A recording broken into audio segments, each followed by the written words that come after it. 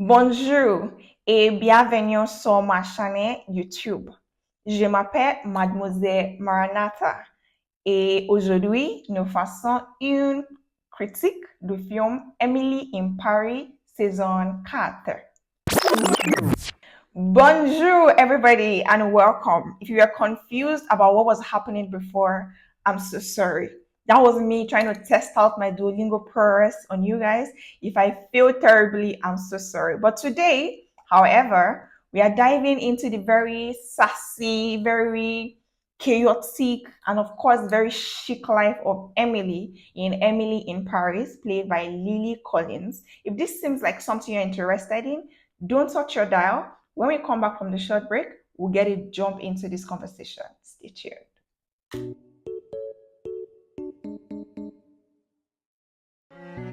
So for those of you guys who are not following my podcast page on Instagram, which is Rave with Mara, by the way, a couple of weeks ago when the first part of season 4 came out, I did a very short, I think 4 minutes review, but I didn't put it up on YouTube. So I'm going to just do an overhaul of everything from the first part and then the second part that we just got in September, and then we'll talk about everything.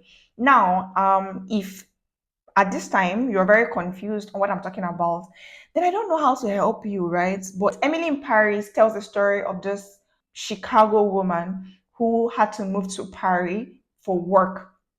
And then it does a very interesting dive into the French people and how they're very averse to the American way. And then, of course, it throws us into the very chaotic life of Emily's love affairs, and then her relationship with French people, her own personal friends in her life, and of course, we've gone through that through season 1, 2, 3, and 4. If you've seen the previous season, you know that the season 3 ended where Emily's engagement to Alfie was broken. Now, season 4 is taking us through the after effects of that shock and everything else. But before we do any of that, we first talk about the characters, their development, what I like and what I didn't like.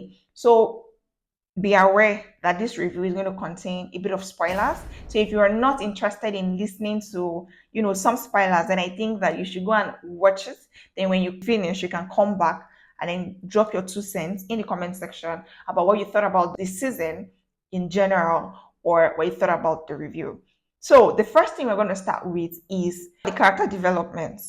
So on character development, right, I would like to say that I think almost everybody grew into their role and became a lot better. Ashley did, especially, what's her name? Mindy. Yes, Mindy did, especially with her career growth. I love how they took it from her just being a whiny girl, busting her ass on the streets, and then eventually getting that gig at the very end of the season. I love that. I like Gabrielle too. The entire season, from maybe season 2 or 1, has been focused on Gabrielle trying to get a Michelin star, which I love that, at the end of everything, he also grew career wise. I love that Sylvie as well also grew because French people try to show us this lifestyle of we are all very sensual, we are very chic and all that. And then the idea with the open relationship thing, I love that she grew her backbone again after she tried to, work things with her husband, and then in her mind she was thinking, I love that she grew. I also love that she grew in the sense that she kept her business aside and took a stand when Nicholas's father was being accused, when that reporter texted her about, that harassment thingy. Then I also love that Camille, although she's very, very annoying, I love that eventually she grew. I think she grew. I think I did a very wonderful show in basically trying to wrap up everybody's story. So because Emily is like the main character, her character development is somewhat questionable, but I also love that that scene where she came back from Camille's vacation home or her parents' home, and then she meets Alfie, and then Alfie is like, "Oh, I'm happy for you," and then she starts to cry. I'm like, finally, at least let's close this one chapter. Let's know we're doing with this guy, right? So I love that for her. So with character development, I think I'm pretty much satisfied with everybody on the show. the main characters I've listed actually on the show. Now, the next thing we'll go into is, of course, the theme and the story. I love that they're trying to introduce a bit of depth into Emily in Paris to give us a lot more than the fashion, the highlights of sweet and sexy looking Frenchmen and how they don't basically take anything as seriously. I like that they try to introduce a bit of elements. But even with that, I felt like it was a bit glazed over, is what I would say. It was a bit glazed over. I think most of our problems with Emily in Paris has been that it's been very superficial in that they do a very great job in telling us or showing us how very beautiful Paris is and how very sexy French men are and how they do with their work ethics, and all of that. And then we started complaining that we wanted depth, but I think that they tried to do a bit of an introduction into some of the characters, and I don't know how to feel about that. Most of us love Emily in Paris for the flair of it, the fashion sense, of course, and then her character making very stupid and silly decisions. I want to get into the story itself. When I did the first review, I was saying that I think I understood what they were trying to do by making Emily go back to Gabriel instead of reconciling with Alfie. And I think I understood why Alfie too was very adamant on believing that she had actually moved on. And I particularly hated that, that thing where you are caught in between two people that you love, but you're unsure on where to lean on. So when she chose Gabriel, I was saying in my first review that I think they were going for the idea that sometimes love is not supposed to be this flamboyant thing and very sweet and very charming. There's a type of love that is also very wholesome and not maybe aesthetically pleasing is the word I would use. But when it ended, I understood why they had to make her go back. Because I think sometimes if we don't have a taste of something, it makes us think that it is the best thing ever, right? And so when she had a taste of it, started to see what life was going to look like with Camille's pregnancy and then Sophie in the picture. Again, I didn't even understand Camille's problem. I think Camille was the most person I found annoying on this show. I knew that at some point Gabriel was beginning to irritate me, but I think the most person I didn't like in the whole of this series or this season is Camille. I felt like she had this tendency to be overly obnoxious and very, what's the word? Very like her mother is what I would say. Very like her mother. So I found her very, very annoying. See how she ran off to wherever it is she went to the first time. And then when they had invited Gabriel, again, I didn't even understand. Gabriel is annoying too, don't get me wrong. I think Camille takes the top in this season.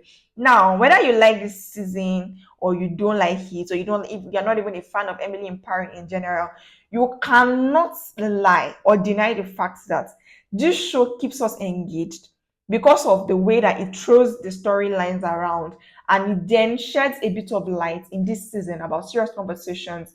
I think also when Mindy had that issue with her boyfriend, when she chose fighting for her career, looking for money for the Eurovision scene over her boyfriend's concern, I think it was a very good thing they did. And they're now coming to realize that she was actually being selfish at some point. I wanted to blame the guy, but in my head, I'm like, let's get serious for a minute and think about this thing.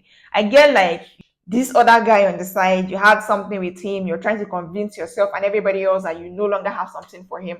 But I felt like at that point, whatever that guy did, he was justified in it. Maybe he went too far, but he was justified in it. And I like that she was able to grow from it. She didn't get the gig she wanted, but she got something even bigger. So I'm not even going to lie. The way that the last episode ended had me in a chokehold. And in a way, I'm feeling like the next season we're going to have is going to be very dramatic. Now, something I didn't like. I didn't understand Alfie's comments to Gabriel when he was like, both of us let a good woman go. Please, I'm rolling my eyes because what do you mean by that? if there was somebody who put up a good, very good fight, safe, I would think it was even Alfie, because Alfie tried even when they went to that party. Alfie still tried, and then she left. Please, I don't want to go into it. I enjoyed it because again, it's Emily in Paris, and then I live for the drama, I live for the flair, and I live for the growth of Emily. And I hope that Emily in Paris, now Emily in Rome, is going to be a lot more exciting when we come back for the next season, or hopefully the beginning of another show entirely. But again, please, can you guys help me to sign a petition for Gabriel to return wherever he is? Because I don't understand what he was trying to do by trying to. But anyway, that's all I'm going to say. I hope that you guys like this review. If you have seen season 4, let me know in the comment section what you thought about it.